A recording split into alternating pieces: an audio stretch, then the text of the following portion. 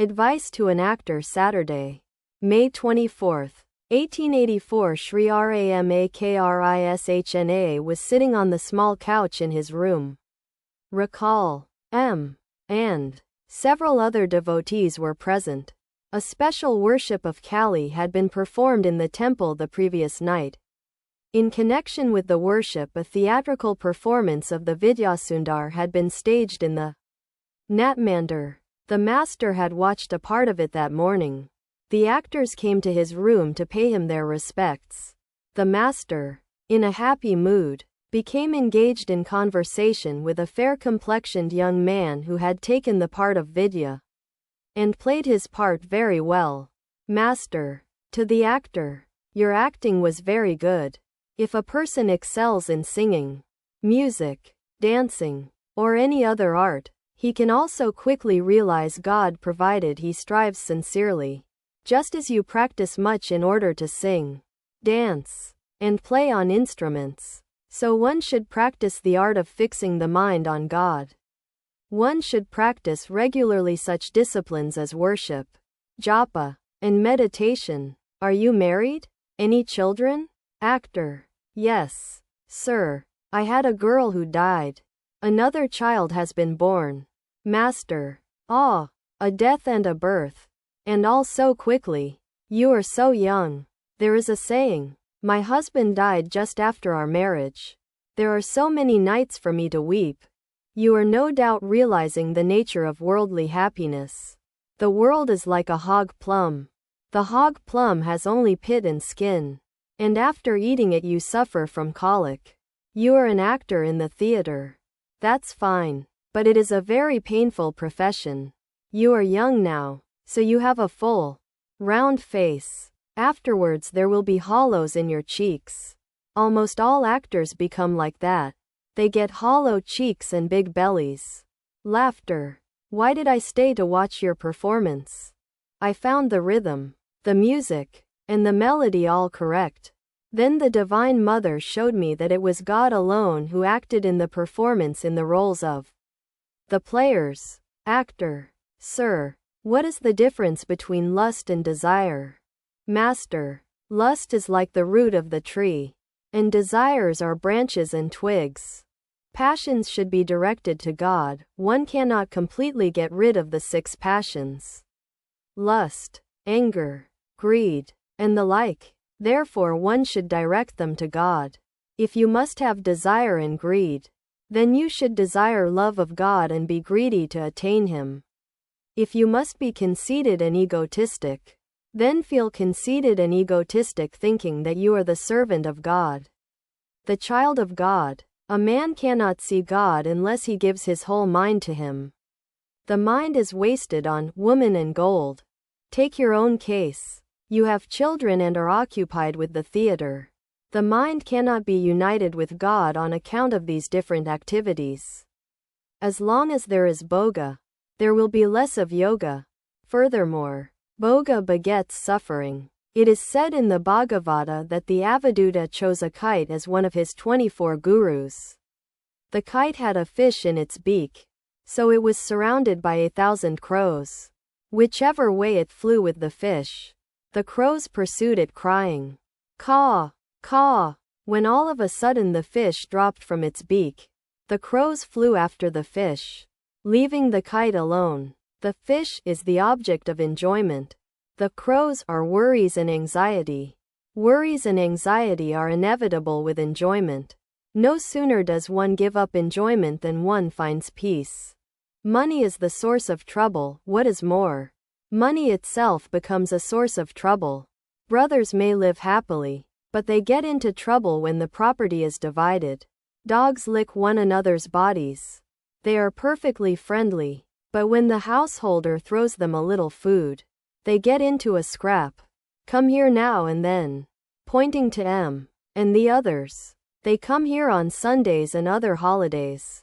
Actor: We have holidays for 3 months, during the rainy and harvest seasons.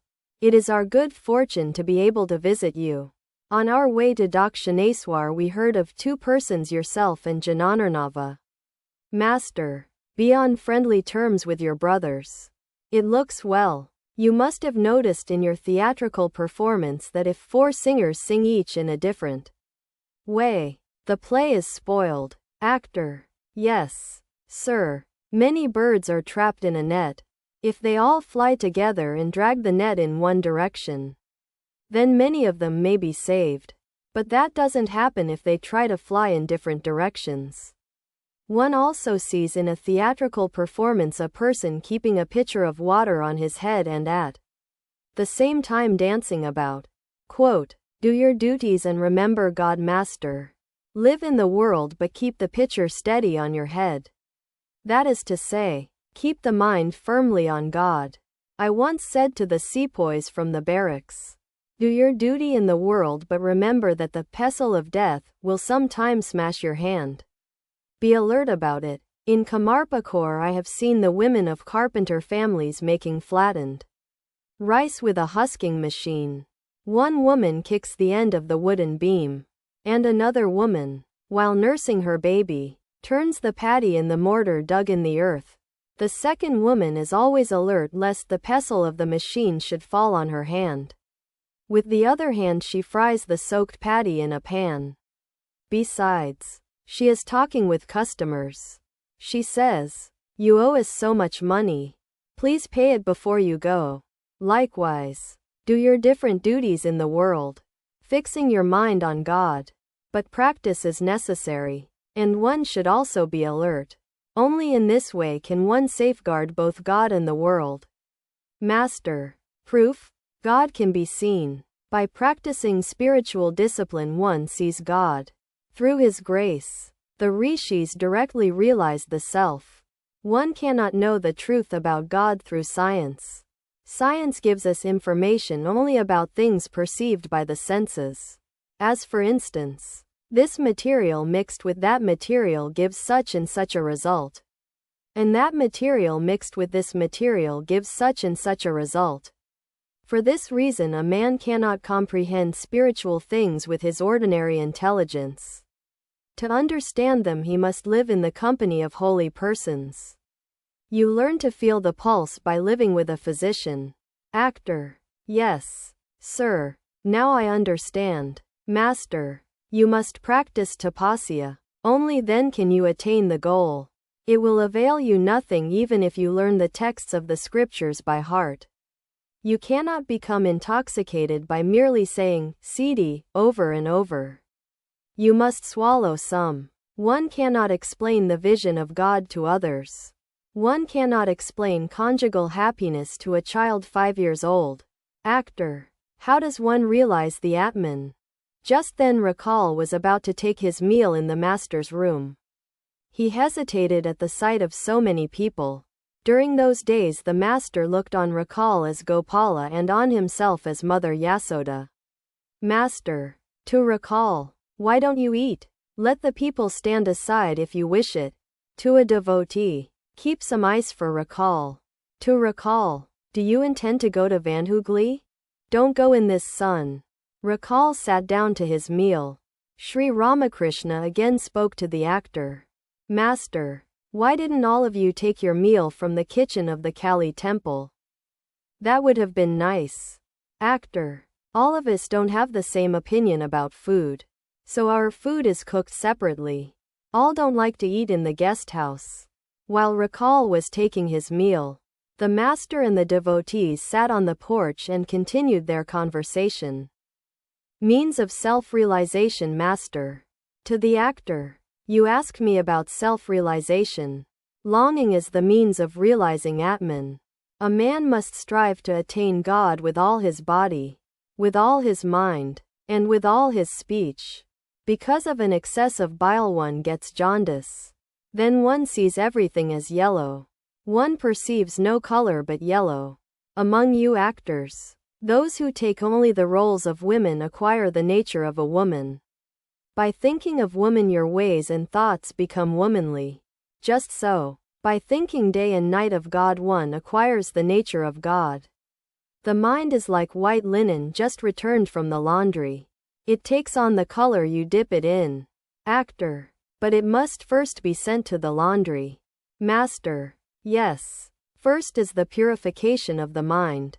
Afterwards, if you direct the mind to the contemplation of God, it will be colored by God consciousness. Again, if you direct the mind to worldly duties, such as the acting of a play, it will be colored by worldliness. Sri Ramakrishna had rested on his bed only a few minutes when Hari Narayan, Narendra Banerjee, and other devotees arrived from Calcutta and saluted him. Narendra Banerjee was the son of the professor of Sanskrit at the Presidency College of Calcutta. Because of friction with other members of the family, he had rented a separate house where he lived with his wife and children. Narendra was a very simple and guileless man. He practiced spiritual discipline and, at the time of meditation, heard various sounds, the sound of a gong, and so on. He had traveled in different parts of India and he visited the master now and then. Narayan was a schoolboy 16 or 17 years old. He often visited the master, who was very fond of him. Hari lived with his brothers at their Bagbazar house. He had studied up to the matriculation class in the General Assembly institution. Then he had given up his studies and devoted his time at home to the contemplation of God, the reading of the scriptures, and the practice of yoga.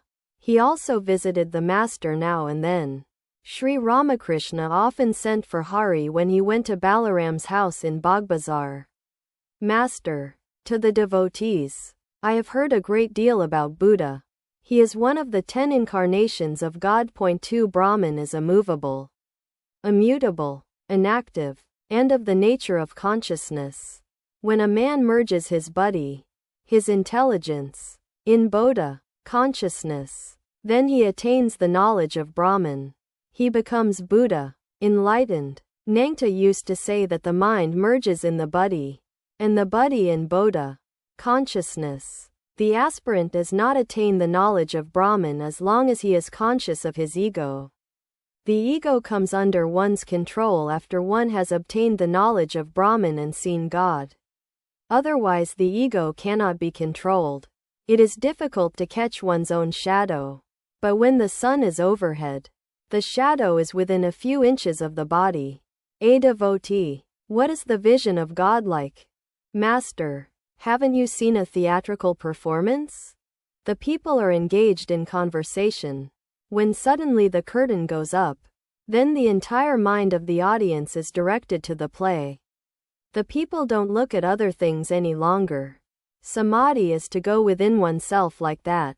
When the curtain is rung down, people look around again. Just so, when the curtain of Maya falls, the mind becomes externalized. To Narendra Banerjee, you have traveled a great deal.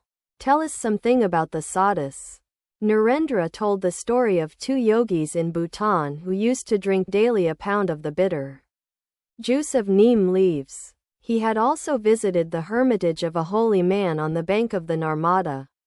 At the sight of the Bengali Babu dressed in European clothes, the sadhu had remarked, "He has a knife hidden under his clothes, next to his belly." Quote, keeping the pictures of holy persons. Master, one should keep pictures of holy men in one's room. That constantly quickens divine ideas. Banerjee, I have your picture in my room. Also the picture of a sadhu living in the mountains, blowing on a piece of lighted charcoal, in a bowl of hemp. Master, it is true that one's spiritual feelings are awakened by looking at the picture of a sadhu. It is like being reminded of the custard apple by looking at an imitation one, or like stimulating the desire for enjoyment by looking at a young woman. Therefore I tell you that you should constantly live in the company of holy men. To Banerjee, you know very well the suffering of the world. You suffer whenever you accept enjoyment.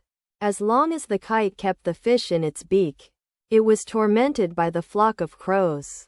One finds peace of mind in the company of holy men. The alligator remains under water a long time, but every now and then it rises to the surface and breathes with a deep wheezing noise. Then it gives a sigh of relief.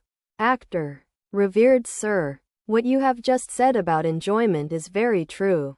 One ultimately courts disaster if one prays to God for enjoyment. Various desires come to the mind, and by no means all of them are good. God is the Kalpataru, the wish-fulfilling tree. A man gets whatever he asks of God. Suppose it comes to his mind. God is the Kalpataru. Well, let me see if a tiger will appear before me. Because he thinks of the tiger, it really appears and devours him. Master. Yes. You must remember that the tiger comes. What more shall I tell you? Keep your mind on God. Don't forget Him. God will certainly reveal Himself to you if you pray to Him with sincerity. Another thing. Sing the name of God at the end of each performance. Then the actors, the singers, and the audience will go home with the thought of God in their minds. The actors saluted the master and took their leave. Two ladies, devotees of Sri Ramakrishna, entered the room and saluted the master. They had been fasting in preparation for this visit. They were sisters-in-law, the wives of two brothers, and were 22 or 23 years old. They were mothers of children. Both of them had their faces covered with veils. Master, to the ladies, worship Shiva. This worship is described in a book called the Nityakarma. Learn the rituals from it. In order to perform the worship of God, you will be preoccupied for a long time with such religious duties as plucking flowers, making sandal paste, polishing the utensils of worship, and arranging offerings. As you perform these duties, your mind will naturally be directed to God. You will get rid of meanness, anger, jealousy, and so forth. When you two sisters talk to each other, always talk about spiritual matters. The thing is somehow to unite the mind with God. You must not forget Him. Not even once. Your thought of Him should be like the flow of oil, without any interruption. If you worship with love even a brick or stone as God, then through His grace you can see Him. Remember what I have just said to you. One should perform such worship as the Shiva Puja. Once the mind has become mature, one doesn't have to continue formal worship for long. The mind then always remains united with God. Meditation and contemplation become a constant habit of mind. Elder sister-in-law, will you please give us some instruction? Master, affectionately, I don't give initiation. If a guru gives initiation, he must assume responsibility for the disciple's sin and suffering. The Divine Mother has placed me in the state of a child. Perform the Shiva Puja as I told you. Come here now and then. We shall see what happens later on through the will of God. I ask you to chant the name of Hari at home. Are you doing that? Elder sister-in-law. Yes. Master. Why have you fasted? You should take your meal before you come here. Women are but so many forms of my Divine Mother. I cannot bear to see them suffer. You are all images of the Mother of the universe. Come here after you have eaten, and you will feel happy. Saying this, Sri Ramakrishna asked Ramlal to give the ladies some food. They were given fruit, sweets, drinks, and other offerings from the temple. The master said, "You have eaten something. Now my mind is at peace. I cannot bear to see women fast." It was about 5 o'clock in the afternoon. Sri Ramakrishna was sitting on the steps of the Shiva temples. At Har, Dr. Natai, M., and several other devotees were with him. Master, to the devotees, I want to tell you something. A change has been coming over my nature. The master came down a step and sat near the devotees. It seemed that he intended to communicate some of his deeper experiences to them. God in human forms. Master, you are devotees. I have no hesitation in telling you this. Nowadays I don't see the spirit form of God. He is revealed to me in human form. It is my nature to see the form of God, to touch and embrace Him. God is saying to me, you have assumed a body. Therefore enjoy God through His human forms. God no doubt dwells in all, but He manifests Himself more through man than through other beings. Is man an insignificant thing? He can think of God. He can think of the infinite, while other living beings cannot. God exists in other living beings, animals, plants, nay, in all beings. But he manifests himself more through man than through these others. Fire exists in all beings, in all things, but its presence is felt more in wood. Rama said to Lakshmana, "Look at the elephant, brother. He is such a big animal, but he cannot think of God." Divine incarnation, but in the incarnation there is a greater manifestation of God than in other men. Rama said to Lakshmana, "Brother, if you see in a man ecstatic love of God, if he laughs, weeps, and dances in divine ecstasy, then know for certain that I dwell in him." The master remained silent. After a few minutes he resumed the conversation. Master and Kashyap. Master Kashyap Sen used to come here frequently. As a result he changed a great deal. Of late he became quite a remarkable man. Many a time he came here with his party. But he also wanted to come alone. In the earlier years of his life Kashyap didn't have much opportunity to live in the company of holy men. I visited him at his house in Kolutola Street. Ride was with me. We were shown into the room where Kashyap was working. He was writing something. After a long while he put aside his pen, got off his chair, and sat on the floor with us. But he didn't salute us or show us respect in any other way. He used to come here now and then. One day in a spiritual mood I said to him, "One should not sit before a sadhu with one leg over the other. That increases one's rajas." As soon as he and his friends would arrive, I would salute them before they bowed to me. Thus they gradually learned to salute a holy man, touching the ground with their foreheads. I said to Kashyap, "Chant the name of Hari. In the Kali Yuga one should sing the name and glories of God." After that they began to sing the name of God with drums and cymbals. Do you know how my faith in the name of Hari was all the more strengthened? Holy men, as you know, frequently visit the temple garden. Once a sadhu from Multan arrived. He was waiting for a party going to Gangasagar. Pointing to M. The sadhu was of his age. It was he who said to me, "The way to realize God in the Kali Yuga is the path of bhakti as prescribed by Narada." One day, Kashyap came here with his followers. They stayed till 10 at night. We were all seated in the Panchavati. Pratap and several others said they would like to spend the night here. Kashyap said, "No, I must go. I have some work to do." I laughed and said, "Can't you sleep without the smell of your fish basket?" Once a fishwife was a guest in the house of a gardener who raised flowers. She came there with her empty basket, after selling fish in the market, and was asked to sleep in a room where flowers were kept. But, because of the fragrance of the flowers, she couldn't get to sleep for a long time. Her hostess saw her condition and said, "Hello, why are you tossing from side to side so restlessly?" The fishwife said, "I don't know, friend. Perhaps the smell of the flowers has been disturbing my sleep. Can you give me my fish basket? Perhaps that will put me to sleep." The basket was brought to her. She sprinkled water on it and set it near her nose. Then she fell sound asleep and snored all night. At this story the followers of Kashyap burst into loud laughter.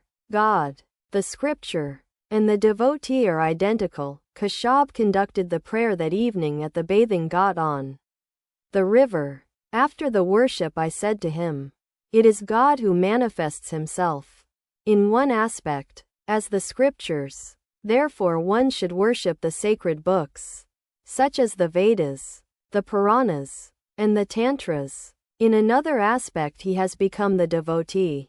The heart of the devotee is God's drawing room. One can easily find one's master in the drawing room. Therefore, by worshipping his devotee, one worships God himself." Kashyap and his followers listened to my words with great attention. It was a full moon night. The sky was flooded with light. We were seated in the open court at the top of the stairs leading to the river. I said, "Now let us all chant." Bhagavata Bhakta Bhagavan. All chanted in unison. Bhagavata Bhakta Bhagavan. Next I said to them, say, Brahman is verily Sakti. Sakti is verily Brahman. Again they chanted in unison. Brahman is verily Sakti. Sakti is verily Brahman. I said to them, he whom you address as Brahma is none other than she whom I call Mother. Mother is a very sweet name. Then I said to them, say, Guru Krishna Vaishnava. At this Kashyap said, we must not go so far. Sir, if we do that, then all will take us for orthodox Vaishnavas. Brahman and Sakti, I used to tell Kashyap now and then. He whom you address as Brahma is none other than she whom I call Sakti. The primal energy. It is called Brahman in the Vedas when it transcends speech and thought and is without attributes and action. I call it Sakti, Adya Shakti, and so forth, when I find it creating, preserving, and destroying the universe. Difficulties of householder's life, I said to Kashyap. It is extremely difficult to realize God while leading a worldly life. How can a typhoid patient be cured if he is kept in a room where tamarind, pickle, and jars of water are kept? Therefore one should go into solitude now and then to practice spiritual discipline.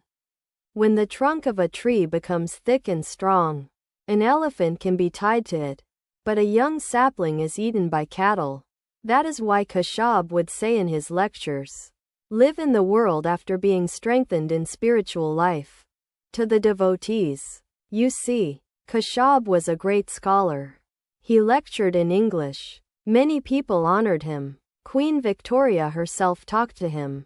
But when Kashyap came here he would be bare-bodied and bring some fruit, as one should when visiting a holy man. He was totally free from egotism. To Adhar, you are a scholar and a deputy magistrate, but with all that you are henpecked. Go forward. Beyond the forest of sandalwood there are many more valuable things. Silver mines, gold mines, diamonds, and other gems. The woodcutter was chopping wood in the forest. The Brahmachari said to him, go forward. Sri Ramakrishna came down from the steps of the Shiva temples and went to his own room through the courtyard. The devotees were with him. Just then Ram Chatterjee came and said that the Holy Mother's attendant had had an attack of cholera. Ram. To the master. I told you about it at 10 o'clock this morning. But you didn't pay any attention to me.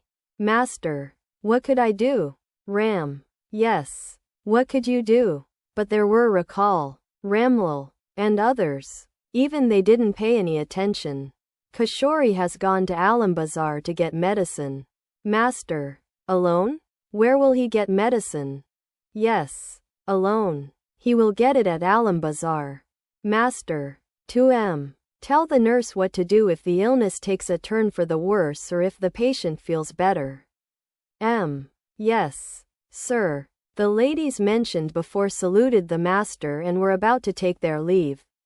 Sri Ramakrishna again said to them, perform the Shiva puja according to my instruction. And have something to eat before you come here. Otherwise I shall feel unhappy.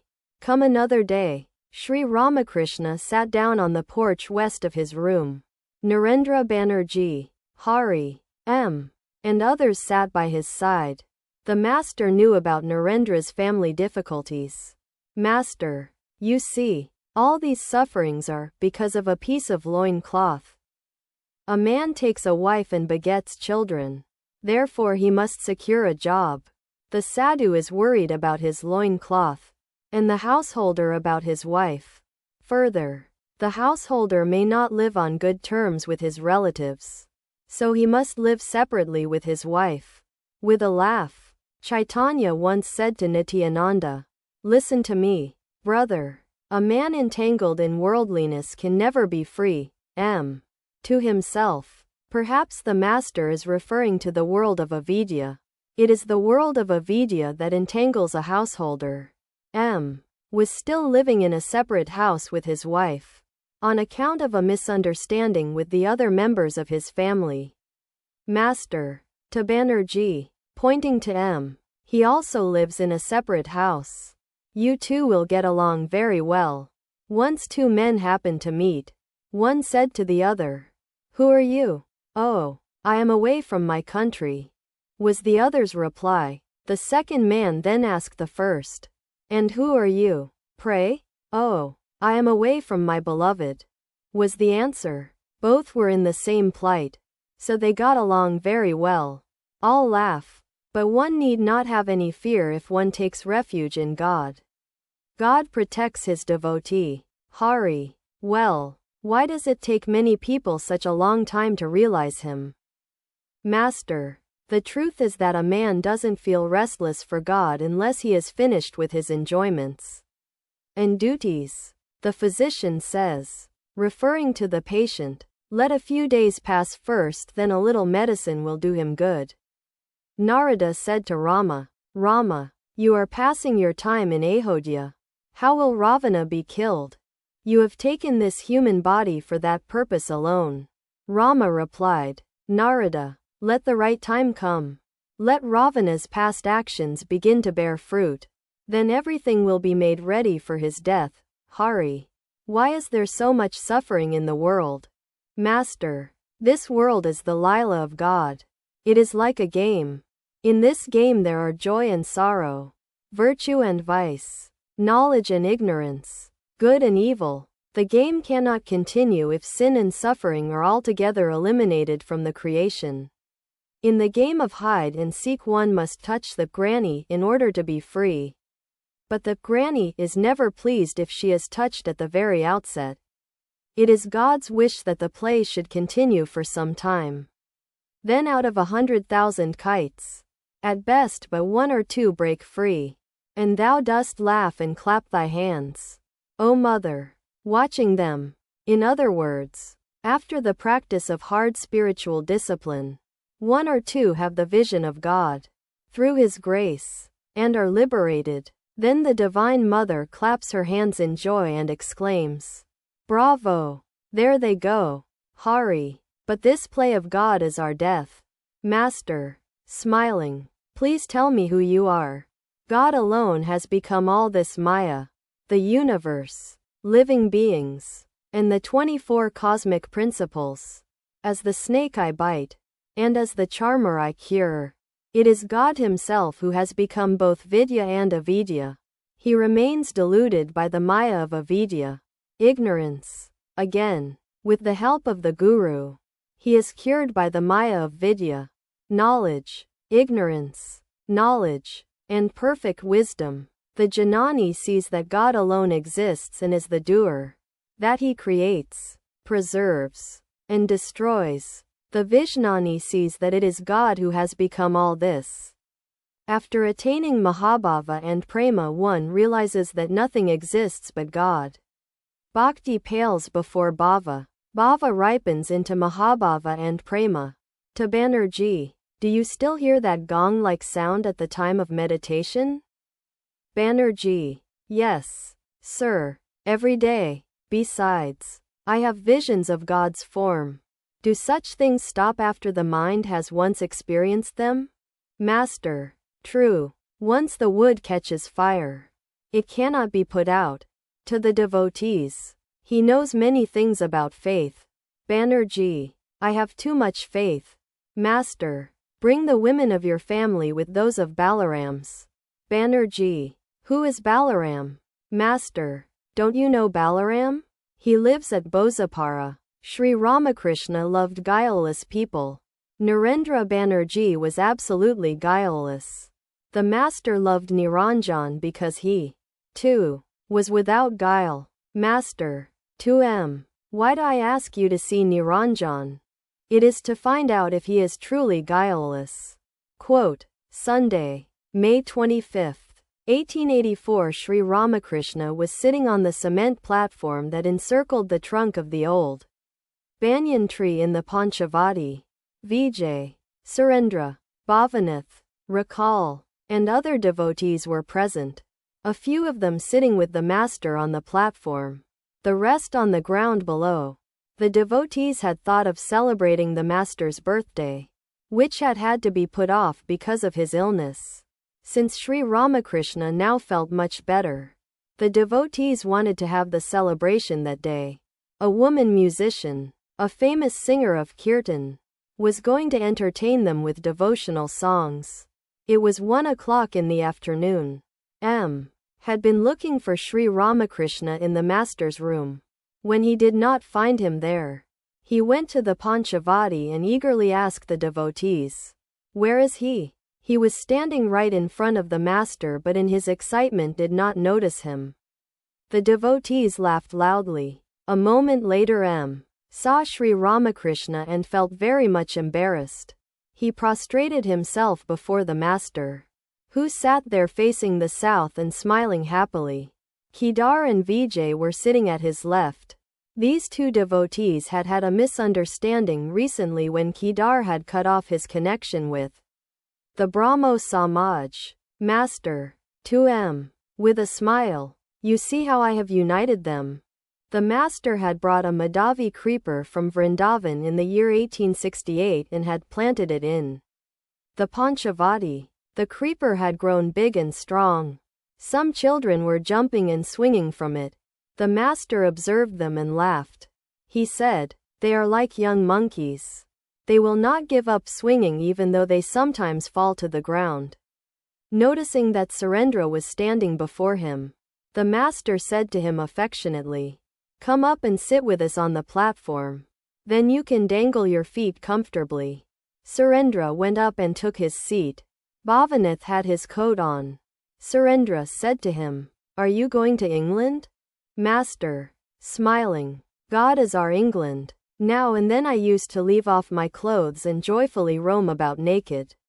Once Sambhu said to me, 'It is very comfortable to walk about naked. That is why you do it.' Once I did it myself." Surendra, on returning from the office, "As I put away my coat and trousers, I say to the Divine Mother, 'O Mother, how tightly you have bound me to the world.' Master, there are 8 fetters with which man is bound: shame, hatred, fear, pride of caste, hesitation, the desire to conceal, and so forth." Sri Ramakrishna sang, "Mother, this is the grief that sorely grieves my heart, that even with thee for mother, and though I am wide awake, there should be robbery in my house." He continued, "In the world's busy marketplace, O Syama, thou art flying kites. High up they soar on the wind of hope, held fast by Maya's string. Their frames are human skeletons, their sails of the 3 gunas made, but all their curious workmanship is merely for ornament. Upon the kite strings thou hast rubbed the manja paste of worldliness, so as to make each straining strand all the more sharp and strong. Out of 100,000 kites, at best but 1 or 2 break free, and thou dost laugh and clap thy hands, O Mother, watching them, on favoring winds." Says Ramprasad, "The kites set loose will speedily be borne away to the infinite, across the sea of the world." Master, Maya's string means wife and children. Upon the kite strings thou hast rubbed the manja paste of worldliness. Worldliness means woman and gold. The 3 gunas sattva, rajas, and tamas have men under their control. They are like 3 brothers. As long as sattva exists, it calls on rajas for help, and rajas can get help from tamas. The 3 gunas are so many robbers. Tamas kills and rajas binds. Sattva no doubt releases man from his bondage, but it cannot take him to God.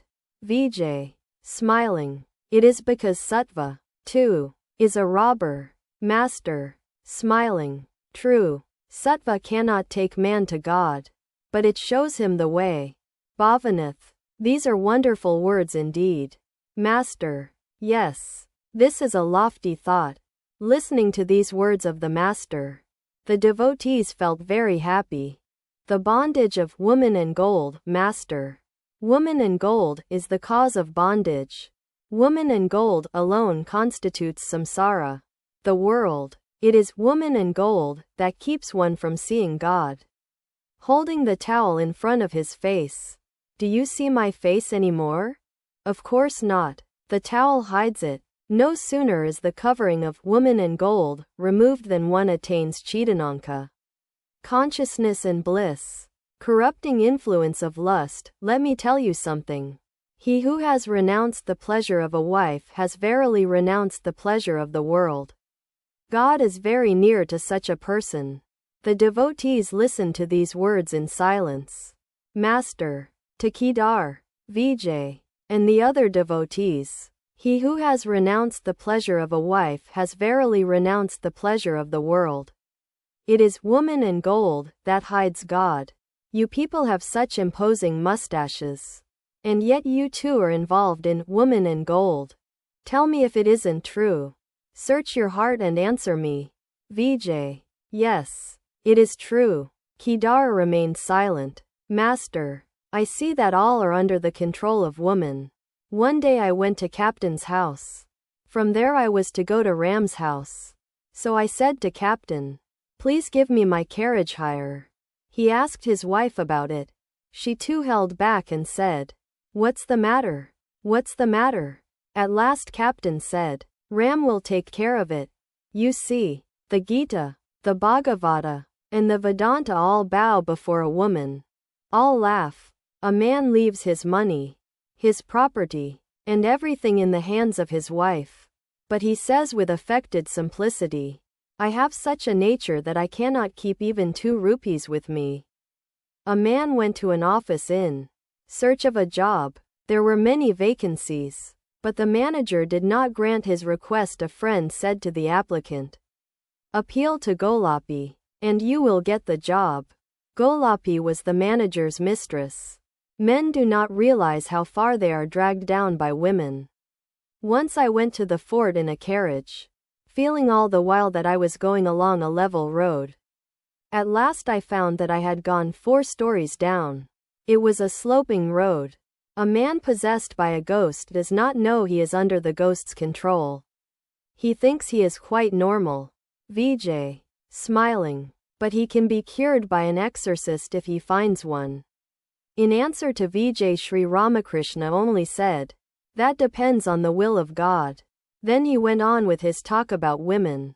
Master, everyone I talk to says, yes, sir, my wife is good. Nobody says that his wife is bad. All laugh.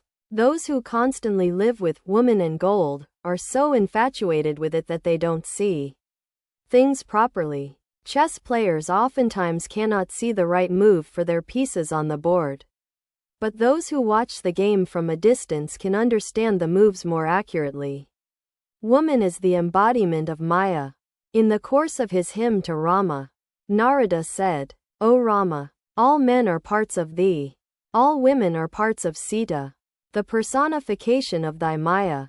Please deign to grant that I may have pure love for thy lotus feet and that I may not be deluded by thy world-bewitching Maya. I do not want any other favor than that. Surendra's younger brother and his nephews were present. The brother worked in an office and one of the nephews was studying law. Master, to Surendra's relatives, my advice to you is not to become attached to the world. You see, Rakal now understands what is knowledge and what is ignorance. He can discriminate between the real and the unreal. So I say to him, go home. You may come here once in a while and spend a day or 2 with me. Have a friendly relationship with one another. That will be for your good and make you all happy. In a theater the performance goes well only if the musicians sing with one voice. And that also gladdens the hearts of the audience. Do your worldly duties with a part of your mind and direct most of it to God. A sadhu should think of God with 3/4 of his mind and with 1/4 should do his other duties. He should be very alert about spiritual things. The snake is very sensitive in its tail. Its whole body reacts when it is hurt there. Similarly, the whole life of a sadhu is affected when his spirituality is touched.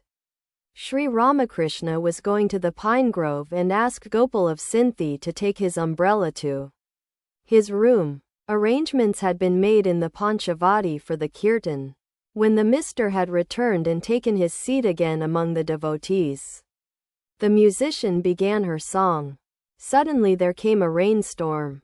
The master went back to his room with the devotees, the musician accompanying them to continue her songs there. Master. To Gopal. Have you brought the umbrella? Gopal. No, sir. I forgot all about it while listening to the music. The umbrella had been left in the Panchavati and Gopal hurried to fetch it. Master. I am generally careless, but not to that extent. Rakal also is very careless. Referring to the date of an invitation, he says the 11th instead of the 13th. And Gopal he belongs in a herd of cows.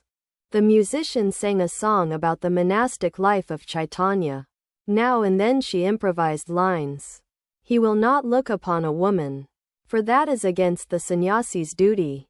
Eager to take away men's sorrows, he will not look upon a woman, for the Lord's birth as Sri Chaitanya otherwise would be in vain. The master stood up, as he heard about Chaitanya's renunciation, and went into samadhi. The devotees put garlands of flowers around his neck. Bhavanath and Rakal supported his body lest he should fall on the ground. Vijay, Kedar, Ram, M. Latu, and the other devotees stood around him in a circle, recalling one of the scenes of Chaitanya's kirtan. The master gradually came down to the sense plane. He was talking to Krishna, now and then uttering the word Krishna.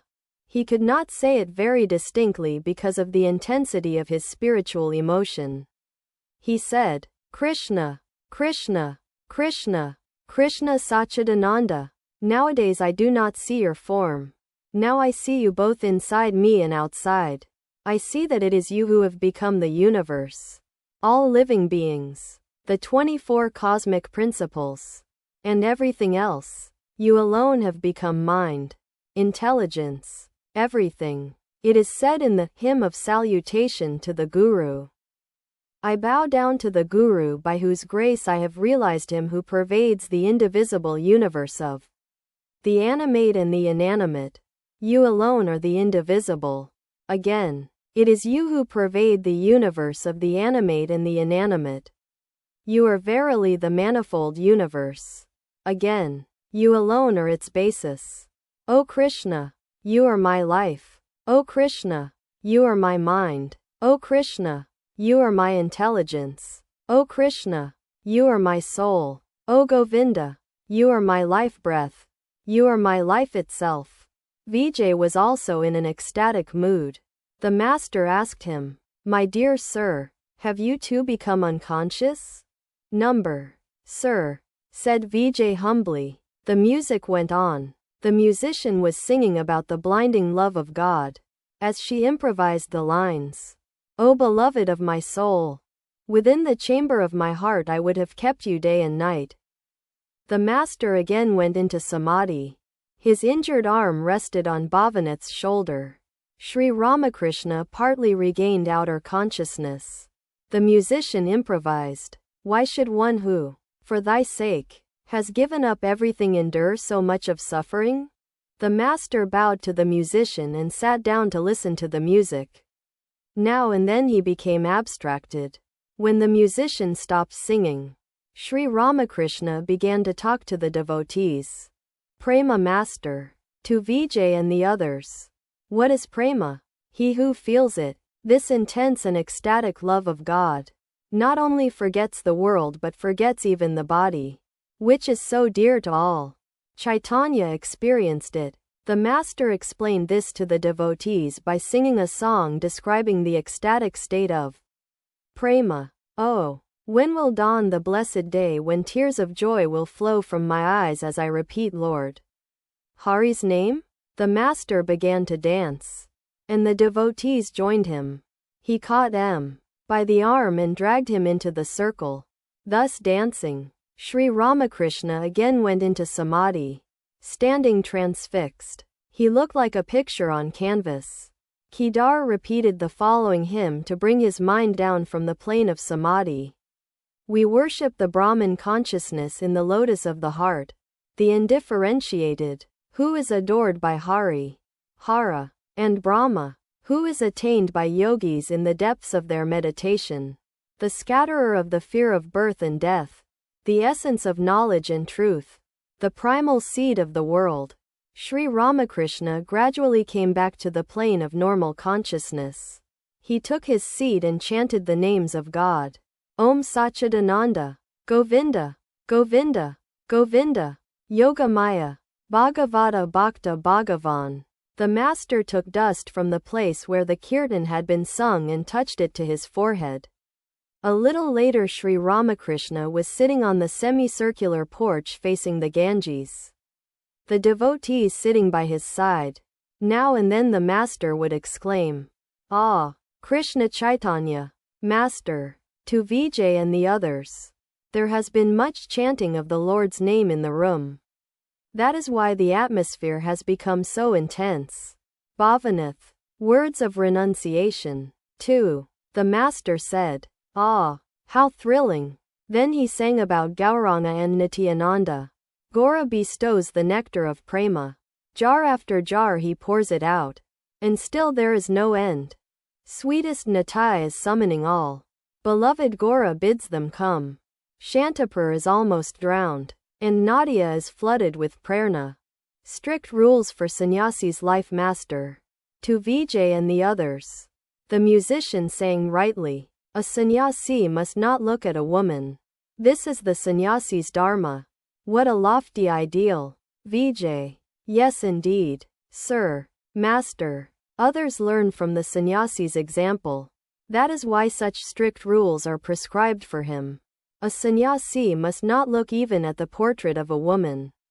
What a strict rule. The slaughtering of a black goat is prescribed for the worship of the Divine Mother. But a goat with even a slight wound cannot be offered. A sannyasi must not only not have intercourse with woman. He must not even talk to her. Vijay. Young Haridas talked with a pious woman. For that reason Chaitanya banished him from his presence.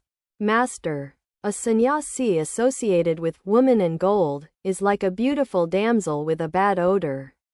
The odor makes her beauty useless. Once a Marwari devotee wanted to give me some money. Mathur wanted to deed me some land. But I couldn't accept either. The rules for the life of a sannyasi are very strict indeed.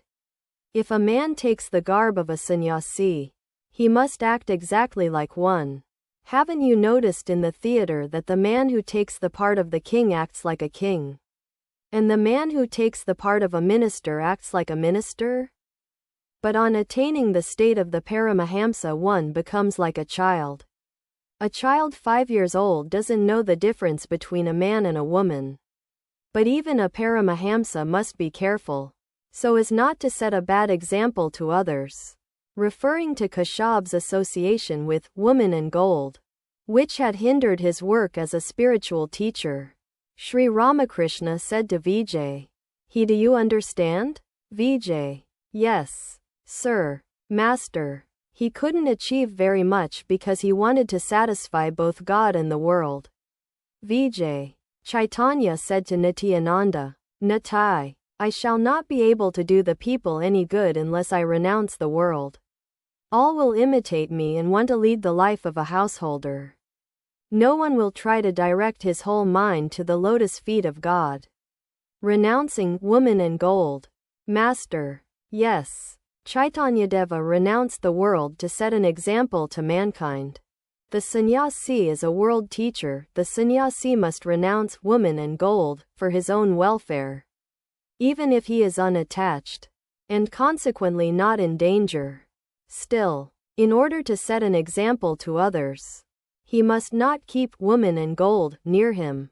The sannyasi, the man of renunciation, is a world teacher. It is his example that awakens the spiritual consciousness of men. It was nearly dusk. The devotees saluted the master and took their leave.